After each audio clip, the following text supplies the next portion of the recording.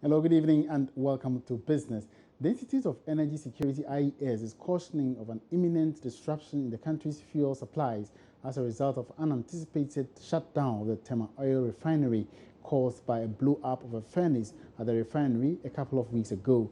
In an interview with Joy Business on Business Live earlier, Principal Research Officer of the IES, Richmond Roxon, said this could also lead to an upward adjustment in petroleum prices soon.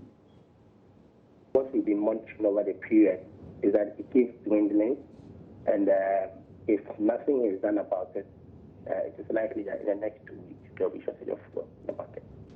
It plays a crucial role. We all know that the Tema Oil Refinery is a very strategic asset in Ghana being fuel and being secure when it comes to fuel. The refinery was doing about 45,000 barrels a day, and now it's around 28,000. And that was after the furnace broke down, the explosion that we had.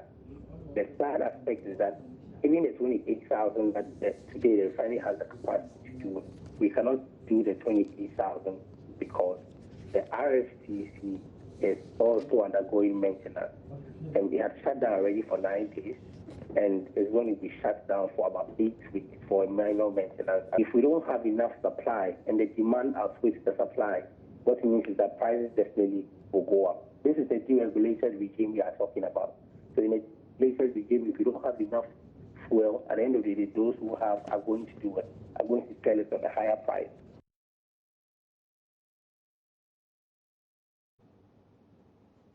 Now, Senior Minister Yaw Osafo-Maafo has hinted government will review the Heritage Fund component in the Petroleum Management Act to be able to raise funds to finance the free senior high school policy. He said the decision has become necessary because government wants to invest significant revenue generated from the oil industry to fund major sectors like education. Mr. Osafo-Maafo spoke with Joy Business in an interview after he made a presentation on the upcoming budget at a graphic business breakfast meeting under the theme Public-Private Dialogue on Stability, Growth and Jobs. We are going to look at the Heritage Fund. The heritage implies for the future, am I right? We want to introduce, and the President mentioned it last week, free fee education in the second cycle, that is the SS. And it is likely to be funded through the Petroleum Act. That being the case, we've got to make amendment and say that X% of the Heritage Fund or the Petroleum Fund will be used to support second cycle education. If we think that industry require a stimulus that will enable jobs to be created, and we are creating a job to build Ghana, isn't it? Is that not for the future? So you can look at it and also put a certain amount. We are looking at agriculture. So wherever it is important to support the future development of this country, particularly when you talk about the youth is the future, heritage is the youth, we would make certain relevant amendments to make sure that the economy benefits from the Petroleum Act. The Private Enterprise Foundation also mentioned that some of the taxes needs to be extended for the Private Enterprise Foundation. They are making some proposal that some of the taxes should be extended to at least 1 year before you scrap them totally. Are you going to consider that? We consider the whole thing in the plate, certainly. They are the practitioners, isn't it? So if they make a suggestion, you have to look at it. We will look at it in our own time and see how it works out, as long as we protect the interests of Ghana. And we make sure, see, the whole purpose is to make sure that we provide the proper environment for the private sector to operate and create jobs. Meanwhile, Senior Minister Yaw Osafo-Maafo has downplayed assertions major tax cuts by government will result in creating financial loopholes in government's revenue. He maintained government will look out for different ways of generating revenues in order not to put too much stress on taxpayers. He reiterated the 2017 budget will abolish some taxes, including the special import levy, 5% tax on real estate, as well as reduce the 17.5% VAT on small and micro businesses to a flat rate of 3%. In this budget, we're going to lay out details of government initiatives to maximize revenue. It doesn't come out of announcements. Revenue mobilization is a budget problem, and the budget will come out with details of ensuring that revenue is maximized and protected. And I can assure you there are quite a lot coming out. So yes, we are going to go out to cancel some taxes, but we'll make sure that we even bring in more than we are foregoing. He asked about some of the taxes we have.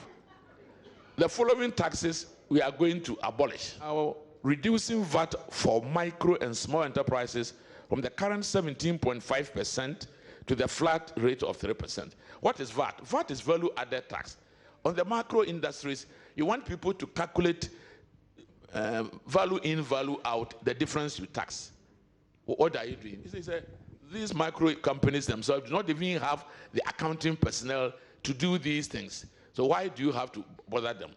We're going to also talk about abolishing the special import levy. We are going to abolish the 5% tax on real estate. I mean, we talk about housing stock being very low. And therefore, whatever we can do to promote increase in housing, we should do. So we don't levy real estate with tax. So a number of taxes will be reviewed, and we are doing it bearing in mind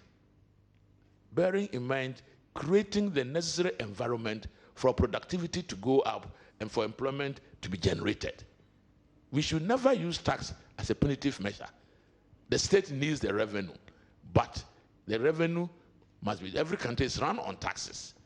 And we will continue to tax. Others will go up, others will come down, others will be eliminated. So we are going to put all of it in the pot and think through them. By the end of it all, we want Ghana to be the winner when we are applying these taxes.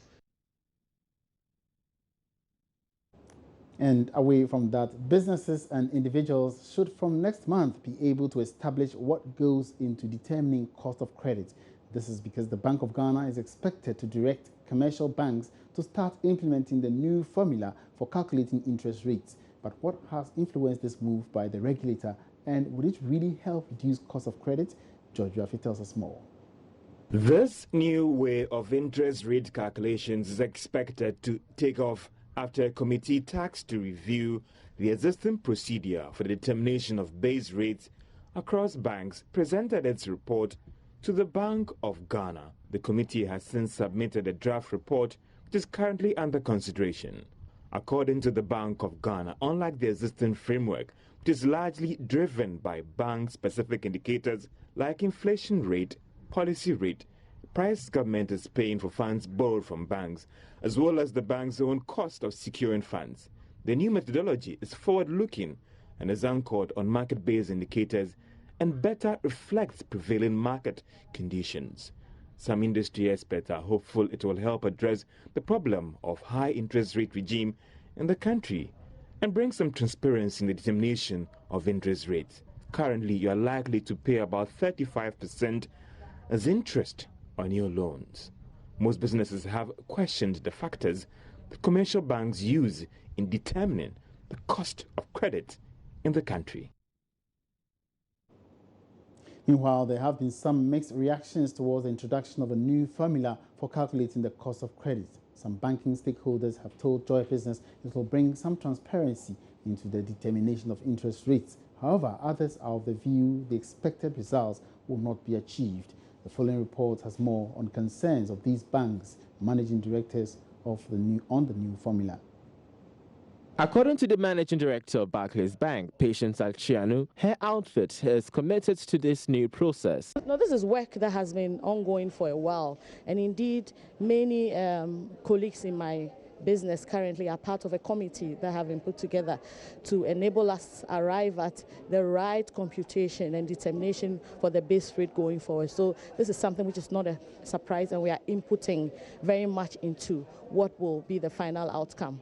Managing Director of Ecobank, Dan Saki, says the process, if implemented, should change the way institutions price credit in the country. We believe that they are in the process of putting together policies that will shape the future and the direction of banking. We'll take a cue from what policies will be put out there. But it's just a bit too early to pronounce on the efficacy of some of the things that they intend to do. But generally, to date, based on what we have heard, we have heard or seen so far, we believe that the trend is positive and we expect good things to come. Thank you. One of the founders of UT Bank and former boss of the institution, Prince Kofi Amoabin, says the introduction of this new formula will not really change things that much in terms of the determination of interest rates. I think the regulator is trying to provide a level playing field so that businesses can access credit under the same kind of formula or fairness. So they're doing their work as regulators. Now, will that deliver the desired results? Maybe, maybe not. You see, it's not just the cost of a facility which determines that you go for it. It's also about how the service is provided, how timeous it is. So typically you find that a lot more people go to the non-banks because they can get a loan expensive, but they can get it in, say, about a week. And if you go to the banks, they go through their process and things, they probably will take 2 months and their business will not wait. So all I'm saying is that it's good for the regulator to play its role to say that, listen, I'm going to regulate cost of credit and make sure that it's transparent and it's not inimical to businesses and to their health. But the businesses will eventually have to determine where they go.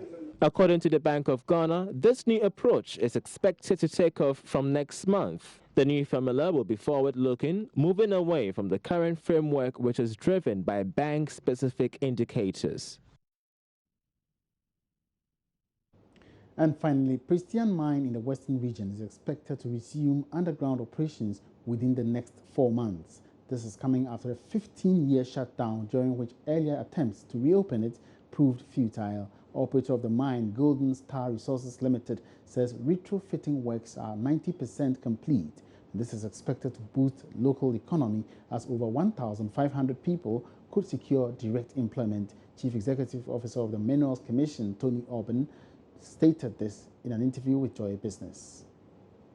Happy about the progress at Prestea. Golden Star Resources, after quite some time and serious focus on the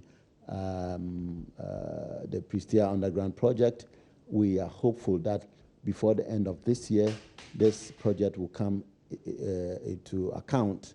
And so we're waiting eagerly to see the Prestea mine started, maybe sometime within the year. Government is willing to support them in any way possible to revive the mine. It is already at the level where I am sure that before the end of the year they would have started mining. Don't forget that Golden Star Resources is already mining. They've already started their underground mine at the Wassa mine. So a lot of exciting times ahead. Exactly what's in place now? Is it about they bringing in some equipment or they recruiting some specialists? What really are they doing? They've brought in most of the equipment. They've done most of the development of the mine. They've gone underground, they've developed, they've actually installed new shafts and all that. So seriously, they are far advanced. I think they've even started some minor recruitment of staff and all that. So I think they are far advanced, and the Minerals Commission is supporting them to get this thing off the final drawing table because of the implications for the country. People will be employed, and which is very important on the agenda of this government. We also see some revenues also coming to the table and all that. So we can't wait. We have an idea how many they may be employing and perhaps how much revenue they could be bringing in. Oh, I wouldn't be able to say this off the top of my head now, but I believe that I think in one of their mines they're looking at bringing 160,000 ounces a year or so, which is significant for us. Yeah.